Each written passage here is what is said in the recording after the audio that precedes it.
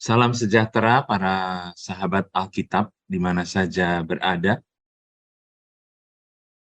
Saya sungguh bergembira bisa hadir di sini untuk membantu kita berbincang-bincang tentang makna Sabtu Sunyi di dalam perayaan Paskah yang akan kita sambut besok dalam penantian akan kebangkitan Tuhan ini. Sabtu Sunyi menjadi saat bagi kita untuk berefleksi dan mengundang kita untuk hening sejenak bersama-sama. Pekan yang paling agung dalam setiap pekan, itulah pekan suci. Dengan Minggu Palma, dimulailah pekan yang paling agung ini dalam ungkapan perayaan iman Kristiani. Pada hari-hari dalam pekan yang disebut suci itu, lahirlah kekristenan. Iman Kristiani timbul dari skandal dan kegilaan salib yang dikenangkan dan dimaknai dalam perayaan ini. Di sana terpusatkan dan dari sanalah terpancar pokok keyakinan iman kita. Sengsara, wafat, dan kebangkitan Tuhan kita Yesus Kristus. Dari Minggu Palma ke Paskah, saat terpenting dari nafas kehidupan iman Kristiani mendadak berubah ritmenya. Perayaan liturgi mengambil langkah yang lain, menjadi lebih lambat. Saat-saat terakhir hidup Yesus dari jam ke jam mau direnungkan dan dihayati. Mulai dari masuknya Yesus ke Yerusalem, sampai larinya Maria Magdalena pada dini hari Minggu Paskah, ketika batu terguling dari makam yang kosong, tetapi bertabur cahaya malaikat. Itulah hari-hari yang paling agung dalam pekan yang tersuci, hari-hari yang menentukan akhir hidup kita. Hari Sabtu Sunyi adalah hari peralihan dari tangisan penderitaan karena wafat Yesus yang tragis ke tangisan sukacita yang keluar dari makam kosong.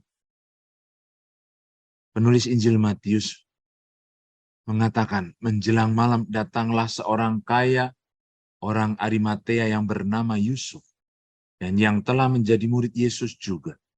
Ia pergi menghadap Pilatus dan meminta jenazah Yesus. Pilatus memerintahkan untuk menyerahkan dia kepadanya. Yusuf pun mengambil jenazah itu, mengafaninya dengan kain linen yang putih bersih, lalu membaringkan dia dalam kubur yang baru miliknya yang dibuat di Bukit Batu. Sesudah menggulingkan sebuah batu besar ke pintu kubur itu, ia pun pergi. Suasana yang kita bisa bayangkan ketika kita selesai mendengar Pasio dibacakan pada hari Jumat Agung. Hari itu hari persiapan Paskah. Dan karena kubur itu dekat, begitu kata penulis Injil Yohanes, maka Yesus dimakamkan di sana. Hari persiapan yang bagi orang Yahudi sangat penting, masuk dalam Sabat. Membuat persiapan untuk memakamkan Yesus harus dibuat cepat-cepat, sehingga mereka tidak punya banyak waktu. Maka karena kubur itu dekat, Yesus dimakamkan di sana.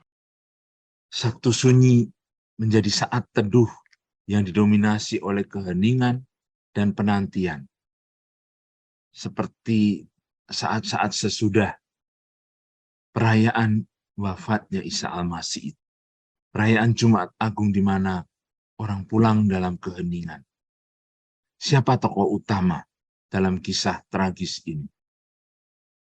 Masih penulis Injil Matius mengatakan Maria Magdalena dan Maria yang lain tinggal di situ, duduk di depan kubur itu.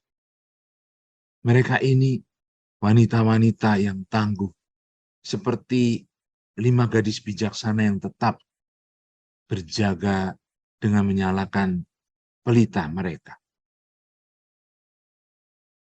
Sabtu Sunyi menjadi saat penantian, saat keheningan yang menggugah kita, membuka mata kita yang berat karena penderitaan, yang berat karena melihat banyak berita buruk ada di sekitar kita.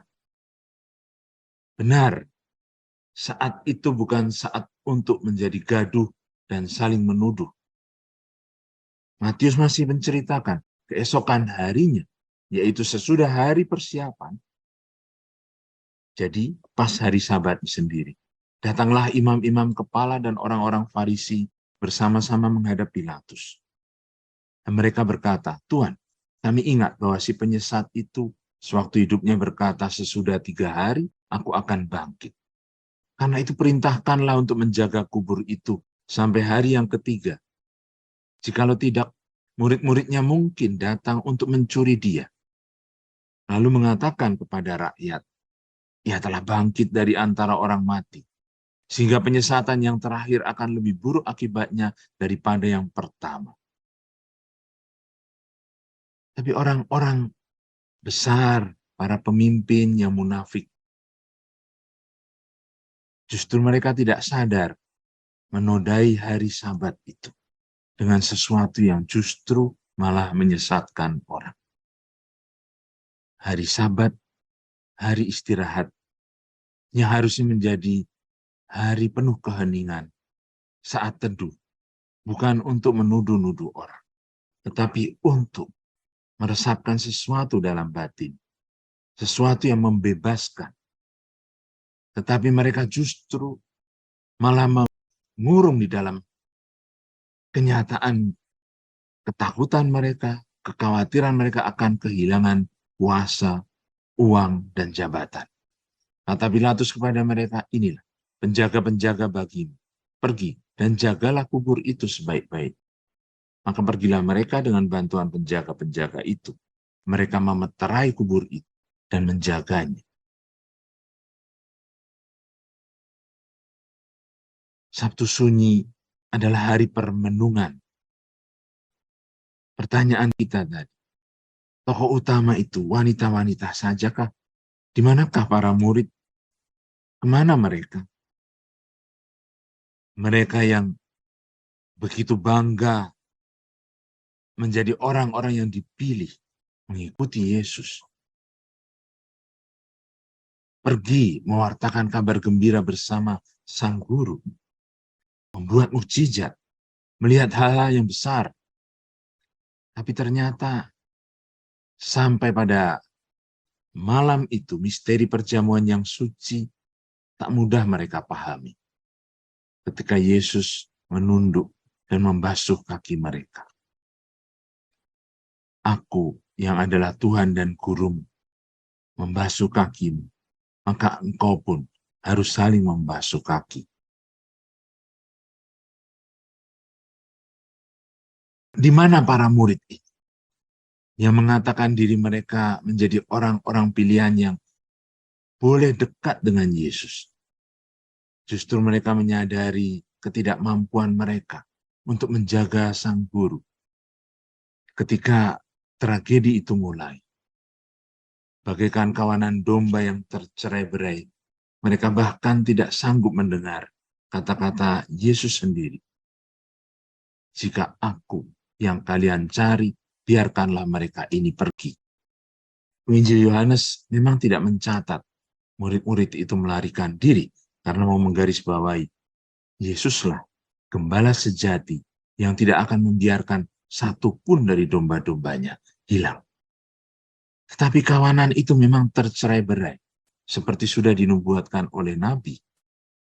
Mereka lari dalam ketakutan dan ketersendirian mereka. Sabtu Sunyi itu, saudara-saudari, adalah hari krisis firman yang sudah mulai dirasakan oleh Yesus sendiri sejak berdoa di taman itu. Ditinggalkan oleh murid-muridnya. Mencoba mendengar suara Tuhan, tapi Tuhan tidak menjawab. Allah, Bapa seolah-olah diam. Disitulah kita bisa membayangkan seperti juga yang dialami oleh nabi-nabi di dalam kitab suci perjanjian lama. ketika hari-hari yang mereka ramalkan tidak kunjung tiba. Ketika hari penghakiman ternyata justru menjadikan mereka krisis iman. Karena sungguhkah mereka bertanya pada diri mereka sendiri, aku ini nabi sejati atau nabi palsu? Ketika mereka harus mengatakan penghukuman dari Tuhan. Dan ternyata ketika semua itu terjadi, dan mereka juga mengalami krisis, hanya ada keheningan. Seorang penulis tafsir Perjanjian Lama yang terkenal, Robert Carroll, mengatakan, ada masa di mana semuanya menjadi sepi ketika Tuhan tidak bicara. Yunus dalam kitabnya membuat kita sadar, bahkan kitab itu ditutup dengan satu pertanyaan retorika. Allah sendiri yang maha kuasa ternyata justru malah mengampuni Babylon yang besar itu. Dan Nabi merasa kecewa seolah-olah karena ramalan penghukuman tidak jadi.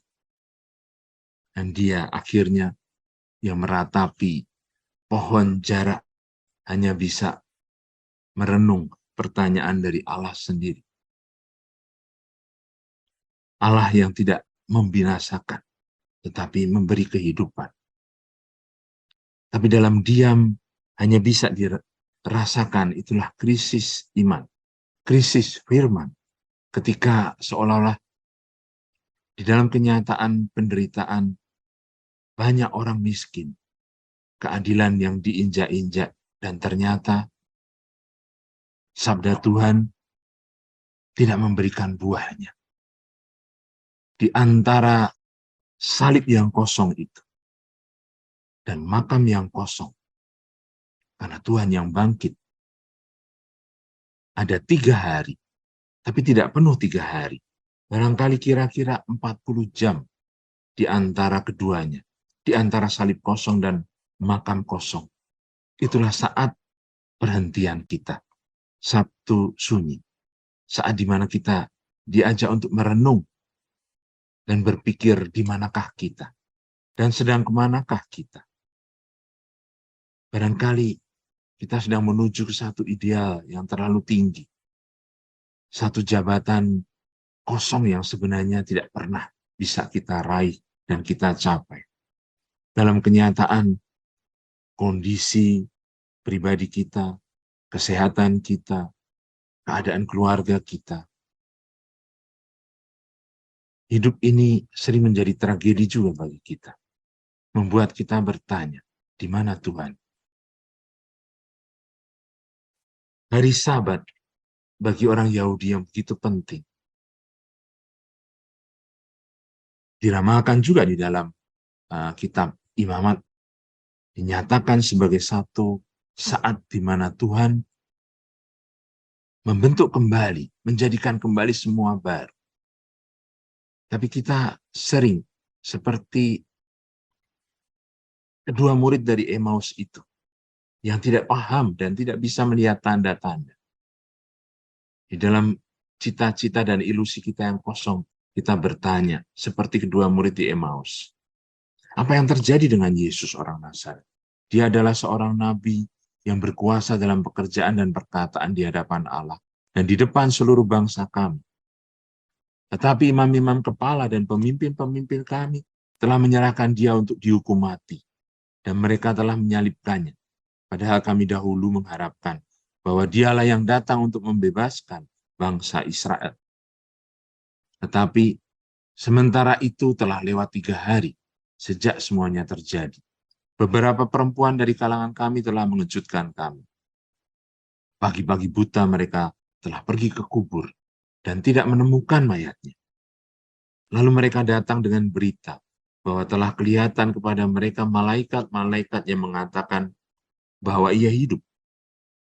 Dan beberapa teman kami telah pergi ke kubur itu dan mendapati bahwa memang benar yang dikatakan perempuan-perempuan itu. Tetapi dia tidak mereka lihat. Saudara-saudari yang terkasih pencinta Alkitab, krisis firman, krisis iman kita dalam menanggapi sabda Tuhan membuat kita kehilangan memori dari masa lalu. Bahkan tidak bisa membaca tanda-tanda yang begitu nyata. Kehilangan kemampuan untuk membaca masa lalu menjadi satu kekecewaan yang bertumpuk-tumpuk, membuat kita juga tidak bisa memaknai masa sekarang. Masa sekarang yang kadang-kadang datar saja, tidak langsung memberi arti. Tampaknya Tuhan diam, tetapi sebenarnya Dia tetap hadir di sana.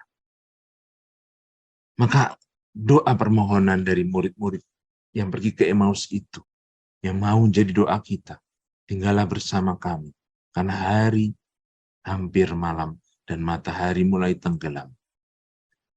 Sampai kita mendengar suaranya sendiri yang menegur kita, menampar kekeras hatian kita, kekerasan hati kita. Hei kamu orang bodoh, betapa lambannya hatimu, sehingga kamu tidak percaya segala sesuatu yang telah dikatakan para nabi.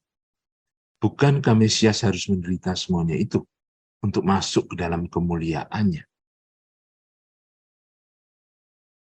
Sabtu sunyi bisa menjadi satu hari Sabat yang rekreatif, hari penciptaan kembali, menyerah dan berpasrah, karena sebenarnya Tuhan sendirilah yang berinisiatif. Allah yang menghendaki semuanya menjadi baru. Ketika kita hilang harapan, ketika kita sudah tidak tahu mau berbuat apa. Benar, di dalam keyakinan iman orang Israel sendiri, sudah ada tahun jubileum itu, tahun Yobel yang merupakan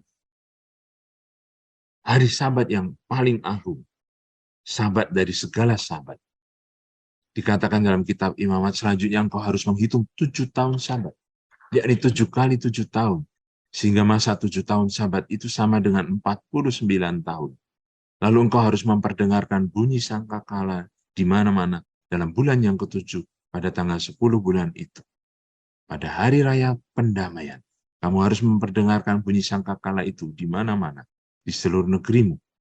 Kamu harus menguduskan tahun yang ke-50 dan memaklumkan kebebasan di negeri itu bagi segenap penduduknya. Itu harus menjadi tahun Yobel bagi. Dan kamu harus masing-masing pulang ke tanah miliknya dan kepada kaumnya. Tahun yang ke-50 itu harus menjadi tahun Yobel bagimu. Jangan kamu menabur dan apa yang tumbuh sendiri dalam tahun itu, jangan kamu panen. Pokok anggur yang tidak dirantingi, jangan kamu petik buahnya. Karena tahun itu adalah tahun Yobel. Haruslah itu kudus bagimu. Hasil tahun itu yang hendak kamu makan harus diambil dari ladang. Dalam tahun Yobel itu kamu harus masing-masing pulang ke tanah miliknya.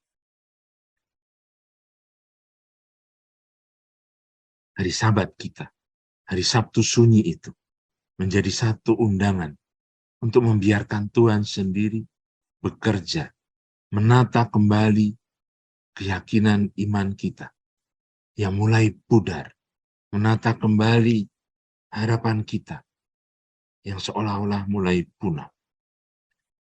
Supaya kita bisa berkontemplasi seperti wanita-wanita di puncak Kalvari itu, dengan mata yang berkaca-kaca karena cinta dan belas kasihan, berada di samping salib penderitaan dunia yang tak berakhir, di mana Kristus masih disalibkan dalam saudara-saudaranya menderita. Karena penderitaan akibat bencana, wabah, seperti yang kita alami dalam pandemi COVID-19 yang lalu. Perang, seperti yang terjadi juga masih berlangsung antara Rusia dan Ukraina. Kelaparan di mana-mana. Seperti di atas Kalvari itu, Allah tidak membebaskan kita dari penderitaan, melainkan dalam penderitaan. Bukan menghindarkan kita dari kematian, melainkan merangkul kita dalam kematian.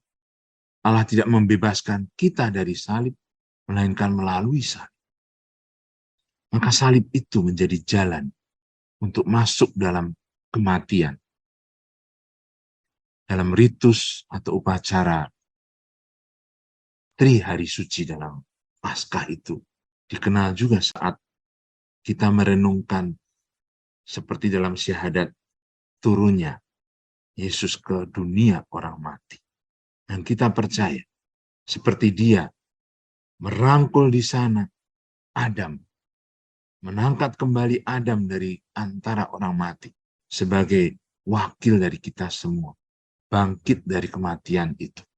Karena Allah tidak membiarkan putranya dan kita semua sendirian di makam yang gelap.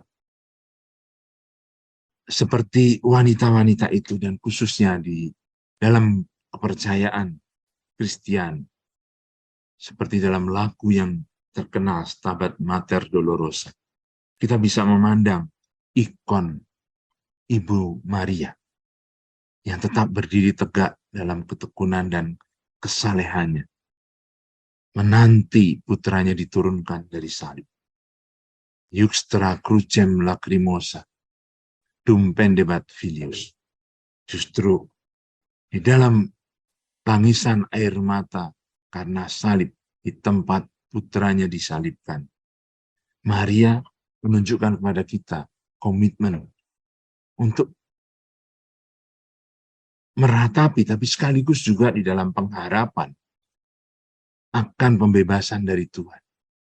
Dia yang telah mendengar warta dari malaikat pada awal dengan mengatakan, bagaimana ini mungkin terjadi karena aku belum bersuami.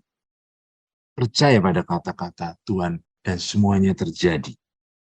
Aku ini hamba Tuhan, jadilah padaku menurut perkataan. Bisa kita bayangkan bagaimana perasaannya sebagai ibu yang berdiri di bawah salib putranya. Mengapa akhir hidupnya harus semacam ini? Tapi seperti Ibu Maria memangku putranya yang lahir di tempat yang barangkali orang tidak bisa bayangkan karena tidak ada tempat di rumah penginapan. Begitu juga dia nanti yang memangku putranya setelah diturunkan dari salib di tempat yang tidak pernah dibayangkan orang.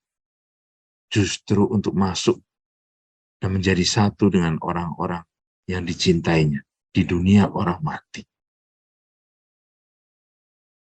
Peristiwa salib memberi makna hidup manusia, hidup kita yang terbatas dalam kematian. Juga bagi Yesus, kematian merupakan kegelapan. Namun kegelapan maut itu dipatahkan dengan penyerahan diri Yesus di salib yang diterima Allah Bapa dalam kebangkitannya. Penyerahan diri Yesus ini disambut Bapa dengan memberikan hidup ilahinya dalam kebangkitan. Karena Allah sungguh-sungguh kena dengan kematian putranya. Seperti kata Jürgen Moltmann. Dan begitu pengharapan Maria. Merenungkan Sabtu Sunyi bersama dengan murid-murid membawa kita pada kenyataan kebingungan kita, ketidakmampuan kita memahami misteri. Tapi bersama Maria, kita dibawa pada keteguhan pengharapan kita untuk melihat bahwa Allah sungguh-sungguh kena dengan kematian putranya. Bahwa Allah tidak akan membiarkan hidup itu tetap tinggal dalam maut. Justru cinta itu yang menghidupkan. Cinta itu lebih kuat daripada maut. Perendahan diri anak Allah disalib menghadirkan Allah dalam sejarah kemalangan manusia. Allah yang hadir dalam kematian Yesus berarti manusia hadir sebenarnya dalam Allah. Maka kebangkitan Kristus pertama-tama berarti bahwa Allah menyambut penyerahan diri Yesus dalam wafatnya, sehingga hidup Yesus menjadi penuh dalam hidup Allah karena Roh. Warta kebangkitan Yesus mengantar keabadian dalam dunia yang fana. Hidup Allah ke dalam hidup dan kematian manusia. Dengan demikian Allah tampil sebagai akhir dari segala-galanya. Segala sesuatu mendapat batasnya bukan pada dirinya sendiri, melainkan dalam Allah. Maka kita juga tidak berhenti di dalam permenungan Sabtu Sunyi tanpa terbuka pada cahaya yang masuk melalui pintu makam yang kosong itu. Tanpa pengharapan akan kebangkitan, akan kehidupan, satu visi baru untuk memandang ke depan. Sesudah kita sendiri diingatkan bagaimana cara membaca masa lalu kita. Bukan dengan kekecewaan, tapi dengan satu pengharapan. Seperti kata penginjil Yohanes, sesungguhnya jikalau biji gandum tidak jatuh ke dalam tanah dan mati, ia tetap satu biji saja. Tetapi jika ia mati, ia akan menghasilkan banyak buah. Barang siapa mencintai nyawanya, ia akan kehilangan nyawanya. Tetapi barang siapa tidak mencintai nyawanya di dunia ini, ia akan memeliharanya untuk hidup yang kekal. Barang siapa melayani aku, ia harus mengikut aku. Dan di mana aku berada, di situ pun pelayanku akan berada. Barang siapa melayani aku, ia akan dihormati Bapa. Kita tahu siapa yang memanggil kita. Kita tahu siapa yang mengundang kita untuk masuk dalam langkah pelayanan yang sama ini. Mendengar kisah sengsara dibacakan, bahkan dinyanyikan, saudara-saudari, para sahabat Alkitab, selayaknya itu menggugah hati kita, bahkan membuat kita tercengang-cengang. Tuhan yang membasuh kaki, dan tidak cukup hanya itu, yang memberikan bahkan tubuhnya untuk dimakan. Itu pun masih belum cukup pula. Akhirnya digantung telanjang dan dihina. Sehingga membuat kita sebenarnya lebih suka memalingkan muka. Namun, jika kita kembali berpaling ke salib, tampak lengan-lengan terentang yang merangkul dan berseru kepada kita, aku mengasihi kamu. Kita masih berbisik ragu, mengapa saya? Mengapa Yesus Kristus harus mati di salib? Apakah bukan berarti Allah yang membiarkan dia dibunuh? Apakah dia memang membiarkan orang tak bersalah jadi korban sebagai ganti orang berdosa, membiarkan keadilan dibayar dengan darah? Sabtu Sunyi adalah saat teduh, bukan saat untuk saling menuduh, bukan untuk berteriak dan marah-marah karena kekecewaan dan kebingungan yang tidak bisa kita jawab dengan sesuatu yang memberi harapan pasti. Bukan demikian Allah kita, seperti seruan Nabi. Allah tidak minum darah anak domba dan tidak makan daging lembu. Sebab aku menyukai kasih setia dan bukan kurban sembelian. Menyukai pengenalan akan Allah lebih daripada kurban bakaran. Keadilan Allah itu bukan memberi yang setimpal pada masing-masing, tapi memberi dirinya sendiri, kehidupannya. Dan itulah persis yang mengena pada Allah. Kematian putranya disalib. Sehingga hidup kita justru masuk di dalam hidup Allah sendiri. Hidup kita yang tanpa arti menjadi berarti karena hidup putra Allah yang justru merangkul kematian yang harusnya menjadi bagian kita. Demikian kisah penjelmaan dalam inkarnasi sabda dan kisah sengsara saling berpelukan. Logika kerajaan Allah berlaku sampai akhir. Yesus masuk dalam kematian, sebagaimana dia yang abadi masuk dalam daging kemanusiaan. Karena dalam kematian itulah dirangkul dan dipersatukan semua orang karena kasih, untuk hadir bersama kita dan seperti kita. Ia melewati kematian itu sambil merangkul kita semua, juga dari tempat yang paling jauh dalam kemalangan dan kedosaan kita. Dalam Paskah, Tuhan kita ikuti, kita ikut dimasukkan dalam daya kebangkitannya. Kita ikut ditarik ke atas bersama dia. Akulah kebangkitan dan hidup. Barang siapa percaya kepada, ia akan hidup walaupun ia sudah mati. Dan setiap orang yang hidup dan yang percaya kepadaku, tidak akan mati selama-lamanya. Ketika kehidupan kita yang tanpa arti, kena dengan pengalaman salib, wafat, dan kebangkitan Tuhan ini, maka hidup kita mesti menjadi berubah. Hidup kita bertransformasi. Lalu kita sadar bahwa kita pun dipanggil untuk mengikuti jalan yang sama. Peziarahan menuju sabat abadi. Saat dunia menjadi satu masa di mana kita merenung bahwa kita akan kembali kepada kehidupan yang kekal itu. Bersama Dia mengundang kita semua menjadi satu keluarga. Oleh karena itu, hari Sabtu Sunyi menjadi saat di mana kita meneguhkan kembali komitmen kita.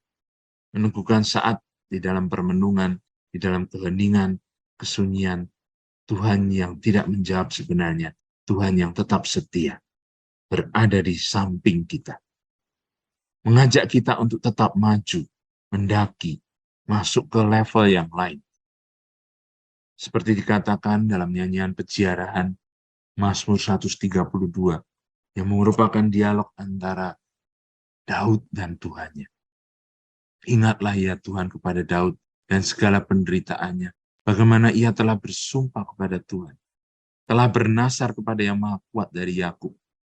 Sesungguhnya aku tidak akan masuk ke dalam kemah kediaman, tidak akan berbaring di ranjang ketiduran.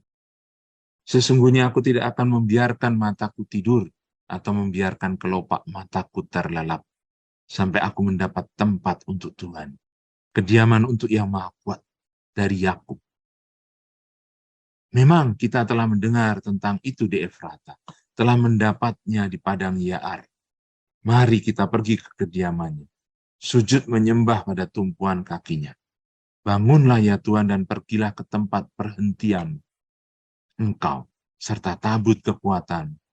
Biarlah imam-imammu berpakaian kebenaran dan bersorak-sorai orang-orang yang kau kasih. Oleh karena Daud hambamu, janganlah engkau menolak orang yang kau urapi. Tuhan telah mengatakan sumpah setia kepada Daud. Ia tidak akan memungkirinya. Seorang anak kandungmu akan kududukkan di atas tahtamu. Jika anak-anak berpegang pada perjanjian dan pada peraturan-peraturan yang kuajarkan kepada mereka, maka anak-anak mereka selama-lamanya akan duduk di atas tahta. Sebab Tuhan telah memilih Sion, mengingininya menjadi tempat kedudukannya. Dan inilah tempat perhentianku selama-lamanya. Di sini aku hendak diam, sebab aku mengingininya. Perbekalannya akan kuberkati dengan limpahnya. Orang-orang yang miskin akan kukenyangkan dengan roti. Imam-imamnya akan kukenakan pakaian keselamatan. Dan orang-orang yang saleh akan bersorak-sorai dengan girang. Di sanalah aku akan menumbuhkan sebuah tanduk bagi Daud. Aku akan menyediakan sebuah pelita bagi orang yang kuurapi. Musuh-musuhnya akan kenakan pakaian penuh malu, tetapi di atas kepalanya akan bersemarak mahkotanya. Doa peziarah inilah yang bisa menjadi juga doa kita di dalam renungan Sabtu Sunyi ini, sambil mempertanyakan komitmen pribadi kita sebagai para pelayan. Hey pastor, where do you think you are going? Kadang-kadang kita berpikir semuanya tergantung pada diri kita. Tapi sebenarnya kembali selalu Tuhanlah yang berinisiatif. Tuhan sendiri yang memikul salib. Kadang-kadang untuk kita, salib kita yang kecil. Antara profesionalitas dan identitas pastoral yang sering menjadi bagi kita momok yang terus-menerus menghantui kita. Barangkali masih ada juga pastor, pelayan yang merasa bahwa mereka amatiran dalam semua bidang, bukan seorang yang profesional. Di tengah kebingungan tersebut, mereka sering tidak mampu, tersiksa oleh perasaan rendah diri, ragu-ragu apakah persiapan, pembinaan mereka dapat dipakai, sedemikian lupa, sehingga orang-orang dapat tertolong secara efektif dalam tugas pelayanan. Hubungan pastoral memang tidak dimengerti dalam rangka kontrak profesional semacam ini. Setiap orang wajarnya menantikan ucapan terima kasih, mengharapkan keberhasilan, merindukan adanya perubahan. Ini berlaku bagi pelayan Kristiani seperti halnya bagi orang lain. Kita sering begitu mengharapkan kompensasi. Tapi apa yang terjadi? Allah tidak mengadakan kontrak dengan kita, tapi satu perjanjian. Dan menantang siapa saja mau menampakkan perjanjiannya di dunia ini untuk tidak memakai keberhasilan manusiawi sebagai ukuran bagi cinta mereka kepada sesama.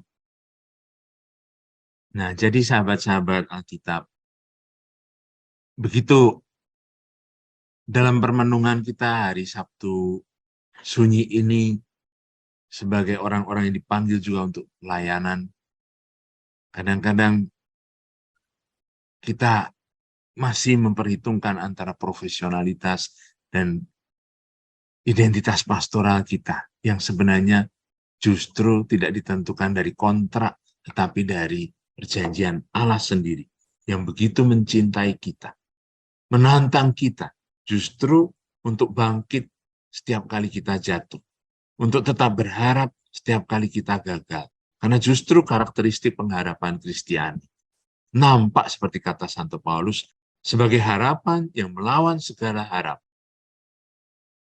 Maksudnya orang Kristiani mau tetap berharap, walaupun tidak ada dasar untuk berharap, kecuali pada kesetiaan Allah yang telah membangkitkan Yesus dari antara orang mati.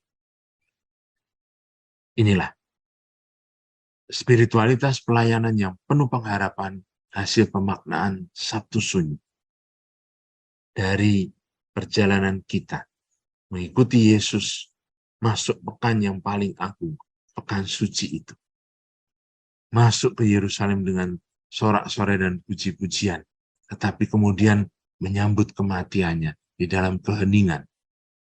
Tuhan yang nampaknya diam, krisis firman, tapi justru menjadi satu benih yang tumbuh subur ketika kita sambut dalam pengharapan, karena Dia membangkitkan kita dari kematian kita. Tuhan memberkati kita semua. Terima kasih atas perhatian, saudara-saudari.